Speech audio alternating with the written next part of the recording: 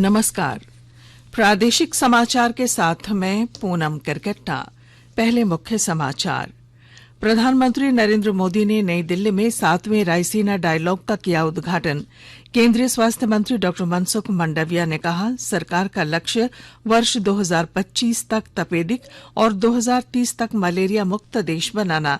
राज्य में पंचायत चुनाव की गतिविधियां हुई तेज, कल तक होगी पहले चरण के नामांकन की जांच। और स्वास्थ्य मंत्री बन्ना गुप्ता ने जमशेदपुर के जिला एवं सत्र न्यायाधीश की अदालत में विधायक सरयू राय के खिलाफ दायर किया शिकायतवाद। और अब समाचार विस्तार से। प्रधानमंत्री नरेंद्र मोदी ने आज 7वें रायसीना डायलॉग का उद्घाटन किया। यूरोपीय संघ की अध्यक्ष उर्सुला वॉन डेर लेयन वार्ता में मुख्य अतिथि हैं। इस वर्चुअल आयोजन में विभिन्न देशों के कई पूर्व प्रधानमंत्री और अन्य गणमान्य व्यक्ति भी भाग ले रहे हैं। 3 दिनों का ये संवाद अन्य विषयों के साथ जोखिमग्रस्त स्थितियों पर आधारित है। इनके अंतर्गत 6 विषयों पर व्यापक चर्चा होगी, जिनमें लोकतंत्र पर पुनर्विचार, बहुपक्षवाद का अंत और हरित संस्कृति को बढ़ावा देना शामिल है। इनमें 90 देशों के 210 से अधिक वक्ता अपने विचार रखेंगे। प्रधानमंत्री नरेंद्र मोदी ने आज नई दिल्ली में यूरोपीय संघ की अध्यक्ष उर्सुला वॉन डेर लेयन के साथ बातचीत की। दोनों नेताओं ने प्रगतिशील भारत यूरोपीय संघ रणनीतिक साझेदारी की समीक्षा की और व्यापक जलवायु, डिजिटल प्रौद्योगिकी तथा लोगों के बीच संपर्क जैसे क्षेत्रों में सहयोग को प्रगाढ़ बनाने पर सहमत हुए। इससे पहले विदेश मंत्री डॉक्टर एस जयशंकर ने सुश्री उर्सुला लेयन से मुलाकात की। दोनों नेताओं ने भारत यूरोपीय संघ की साझेदारी को आगे बढ़ाने पर चर्चा की। प्रधानमंत्री नरेंद्र मोदी ने लोगों से कल प्रसारित हुए मन की बात कार्यक्रम पर आधारित 2 प्रश्नोत्तरी में भाग लेने को कहा है। ट्वीट संदेश में श्री मोदी ने कहा कि नमो ऐप पर पहली प्रश्नोत्तरी समूचे मन की बात कार्यक्रम से संबंधित है। दूसरी प्रश्नोत्तरी देश के विभिन्न संग्रहालयों के बारे में है। केंद्रीय स्वास्थ्य मंत्री डॉक्टर मनसुख मंडाविया ने कहा है कि सरकार का लक्ष्य वर्ष 2025 तक तपेदिक और 2030 तक मलेरिया मुक्त देश बनाने का है। उन्होंने कहा कि देश से मलेरिया और तपेदिक के उन्मूलन के लिए व्यापक योजना पर काम किया जा रहा है। विश्व मलेरिया दिवस के अवसर पर नई दिल्ली में आयोजित एक कार्यक्रम में डॉक्टर मंडाविया ने कहा कि स्वास्थ्य मंत्रालय तपेदिक और मलेरिया उन्मूलन के लिए जल्द ही एक अभियान चलाएगा। स्वास्थ्य मंत्री ने बताया कि वर्ष 2015 से मलेरिया से 86% और तपेदिक से होने वाली मृत्यु में 79% की कमी आई है। उन्होंने सभी हितधारकों से मलेरिया उन्मूलन के लिए सामूहिक प्रयास करने का आह्वान किया। उन्होंने बताया कि जल्द ही देश में मलेरिया का स्वदेशी टीका बनेगा। इसके लिए अनुसंधान चल रहा है। विश्व मलेरिया दिवस पर आज जमशेदपुर के सदर अस्पताल में पूर्वी सिंहभूम जिले के सिविल सर्जन डॉक्टर जुझारू माझी की अध्यक्षता में एक कार्यक्रम आयोजित किया गया। इसमें मलेरिया के प्रति लोगों को जागरूक करने पर विमर्श किया गया। सिविल सर्जन डॉक्टर जुझारू माझी ने बताया कि मलेरिया का प्रकोप सबसे ज्यादा मई से लेकर सितंबर महीने तक होता है। इसका प्रसार रोकने के लिए वे जागरूकता कार्यक्रम चलाएंगे। अमृत महोत्सव के तहत आकाशवाणी के साप्ताहिक क्विज में आइए आप भी शामिल हों। आजादी के 75 वर्षों का पर्व अमृत महोत्सव प्रत्येक बुधवार शाम 7 बजे प्रसारित होने वाले प्रादेशिक समाचार के दौरान पूछे गए प्रश्न का सही उत्तर देने वाले एक प्रतिभागी इनाम का हकदार होगा। इसके लिए सुनते रहें आकाशवाणी रांची का प्रसारण।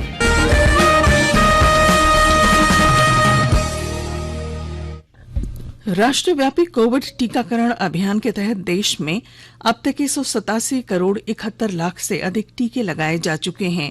स्वास्थ्य मंत्रालय ने बताया कि कल 3,64,000 से अधिक टीके लगाए गए। देश में अब तक 83 करोड़ 50 लाख कोविड नमूनों की जांच की जा चुकी है। कल 3,02,000 से अधिक नमूनों की जांच की गई। केंद्रीय उपभोक्ता मामलों की अपर सचिव निधि खरे 2 दिवसीय रांची दौरे पर हैं। इस दौरान श्रीमती खरे रांची के चान्हो और मांडर प्रखंड का उन्होंने दौरा किया। उन्होंने आकांक्षी जिले में केंद्र सरकार द्वारा चलाई जा रही योजनाओं की जानकारी ली। श्रीमती खरे ने स्वास्थ्य, शिक्षा और आजीविका मिशन के कार्यों का जायजा लिया।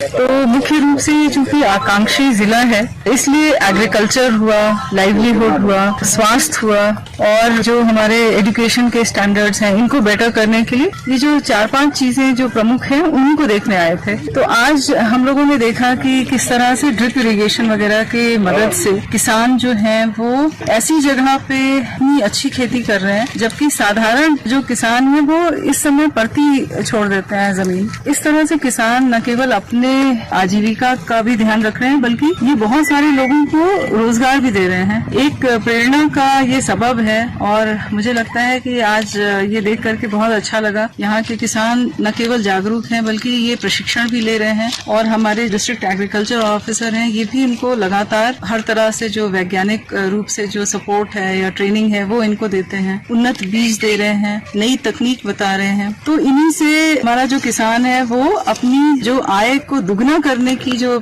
माननीय प्रधानमंत्री जी ने जो घोषणा की है, वो दुगना ही नहीं बल्कि और ज्यादा करेगा। उन्नत भारत अभियान के दूसरे चरण को आज 4 वर्ष हो गए हैं। ग्रामीण विकास प्रक्रियाओं में व्यापक बदलाव लाने के उद्देश्य से इस अभियान की शुरुआत की गई थी। उन्नत भारत अभियान शिक्षा मंत्रालय का एक महत्वाकांक्षी कार्यक्रम है, जिसका उद्देश्य उच्च शिक्षण संस्थानों को कम से कम 5 गांवों के समूह से जोड़ना है। आकाशवाणी के ताजा तरीन समाचारों के लिए आप हमारी वेबसाइट newsonair.com पर लॉग ऑन कर सकते हैं। ताजा समाचार Twitter handle @AIR News Alerts और Facebook page all India radio news पर भी उपलब्ध है। आप प्रादेशिक समाचार एकांश के ट्विटर हैंडल @AIR News_Ranchi और फेसबुक, इंस्टाग्राम पेज तथा YouTube channel AIR News Ranchi पर भी हमारे बुलेटिन सुन सकते हैं। प्रादेशिक समाचार आप आकाशवाणी रांची से सुन रहे हैं और अब पेश हैं कोरोना से बचाव के कुछ संदेश। चलो मिलकर एक शुरुआत करें, चलो एक फैसला आज करें, मास्क नहीं तो टोकेंगे, कोरोना को रोकेंगे, चलो एक इरादा करते हैं, चलो एक इरादा करते हैं, मास्क नहीं तो टोकेंगे, कोरोना को रोकेंगे। भारत सरकार द्वारा जनहित में जारी। कोविड-19 से बचाव और सुरक्षित रहने के 3 उपाय। मास्क लगाएं, 2 गज दूरी है जरूरी, सुरक्षित दूरी रखें, हाथ और मुंह साफ रखें। प्रादेशिक समाचार में आपका फिर स्वागत है। झारखंड में पंचायत चुनाव के पहले चरण के लिए कुल 16,757 पदों के लिए 39,513 प्रत्याशियों ने नामांकन किया। पहले चरण के चुनाव के लिए प्रत्याशियों के नामांकन की आज और कल जांच होगी। वहीं 27 और 28 अप्रैल तक प्रत्याशी अपना नाम वापस ले सकते हैं। इसके बाद 29 अप्रैल को प्रत्याशियों को चुनाव चिन्ह आवंटित किए जाएंगे। पहले चरण की वोटिंग 14 मई को है और 17 मई को मतों की गिनती की जाएगी। दुमका जिले में होने वाले त्रिस्तरीय पंचायत चुनाव के पहले चरण के 4 प्रखंड शिकारीपाड़ा, काटीकुंड, गोपीकांदर और रामगढ़ नक्सल प्रभावित क्षेत्र हैं। इसके मद्देनजर जिला पुलिस प्रशासन अतिरिक्त सतर्कता बरत रहा है और शांतिपूर्ण मतदान के लिए अतिरिक्त सुरक्षा बल की मांग की है। पुलिस अधीक्षक अंबर लकड़ा ने सुरक्षित और शांतिपूर्ण चुनाव कराने के लिए थाना प्रभारियों और पुलिस अधिकारियों के साथ बैठक भी की है। पुलिस अधीक्षक ने बताया कि इन 4 प्रखंडों के सभी संवेदनशील और अति संवेदनशील बूथों को चिन्हित कर लिया गया है।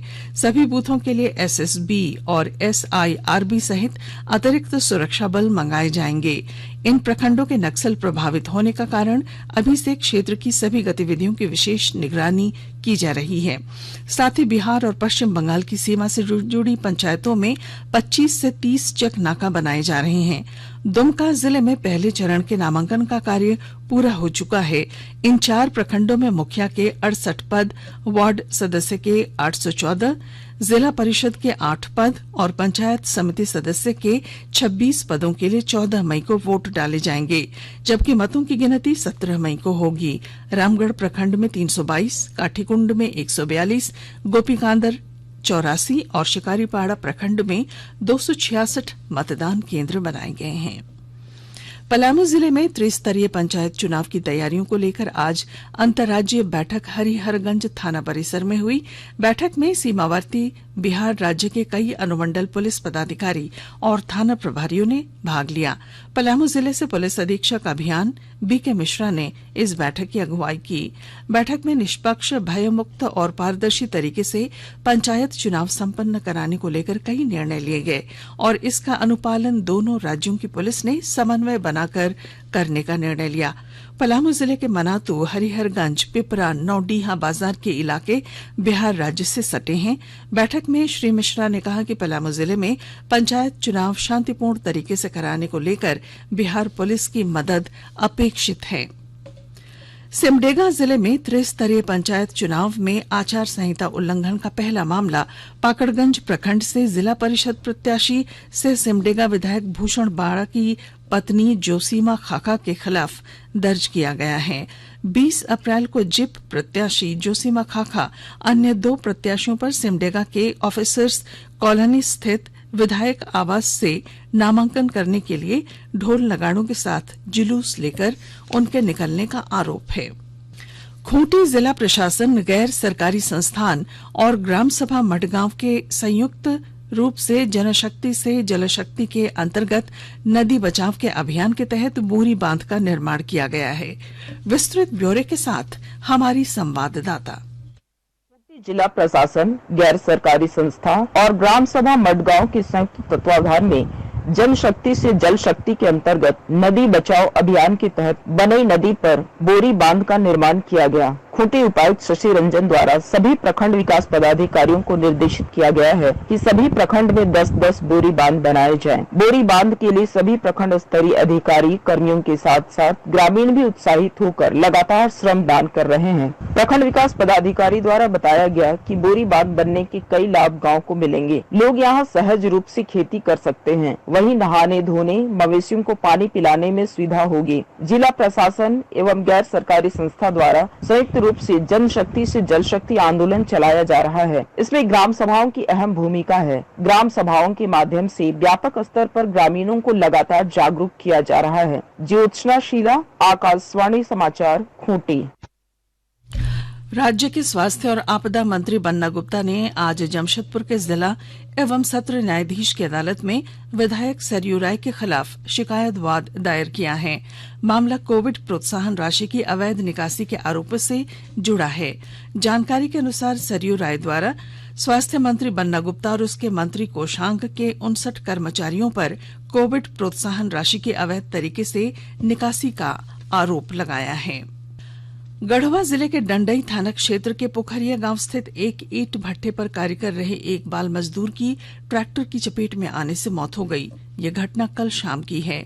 ग्रामीणों ने घटना की जानकारी पुलिस को दी। सूचना के बाद मौके पर पहुंची पुलिस ने ईंट भट्टा संचालक से मुआवजा दिलाने की शर्त पर शव को पोस्टमार्टम के लिए गढ़वा भेजा। घटनास्थल पर प्रखंड विकास पदाधिकारी सोमा उरांव और अंचल अधिकारी चोना राम हेम्ब्रम ने मृतक के परिजनों को सरकारी प्रावधान के अनुसार मुआवजा दिलाने का आश्वासन दिया है। बंगलुरु में खेलो इंडिया विश्वविद्यालय खेल प्रतियोगिता के तहत देश भर के 200 विश्वविद्यालयों से 4000 से अधिक खिलाड़ी 10 दिनों तक चलने वाली स्पर्धाओं में हिस्सा ले रहे हैं। आज बंगलुरु में खेलो इंडिया विश्वविद्यालय खेलकूद में जैन विश्वविद्यालय के शिवा श्रीधर ने स्वर्ण पदक जीता। एक अन्य स्पर्धा में मद्रास विश्वविद्यालय की वी वर्षा ने तैराकी की 400 मीटर फ्री स्टाइल स्पर्धा में स्वर्ण जीता। हॉकी के प्रारंभिक मुकाबलों में अमृतसर के गुरु नानक देव विश्वविद्यालय ने उत्तर प्रदेश को जौनपुर की VBSS पूर्वांचल विश्वविद्यालय को 4-1 से हरा दिया। वॉलीबॉल, बैडमिंटन, फुटबॉल, बॉक्सिंग और मल्लखंभ में कई अन्य मैच आज आयोजित किए जा रहे हैं। और अब अंत में मुख्य समाचार। प्रधानमंत्री नरेंद्र मोदी ने नई दिल्ली में 7वें रायसीना डायलॉग का किया उद्घाटन। केंद्रीय स्वास्थ्य मंत्री डॉक्टर मनसुख मांडविया ने कहा, सरकार का लक्ष्य वर्ष 2025 तक तपेदिक और 2030 तक मलेरिया मुक्त देश बनाना। राज्य में पंचायत चुनाव की गतिविधियां हुई तेज, कल तक होगी पहले चरण के नामांकन की जांच। और स्वास्थ्य मंत्री बन्ना गुप्ता ने जमशेदपुर के जिला एवं सत्र न्यायाधीश की अदालत में विधायक सरयू राय के खिलाफ दायर किया शिकायतवाद।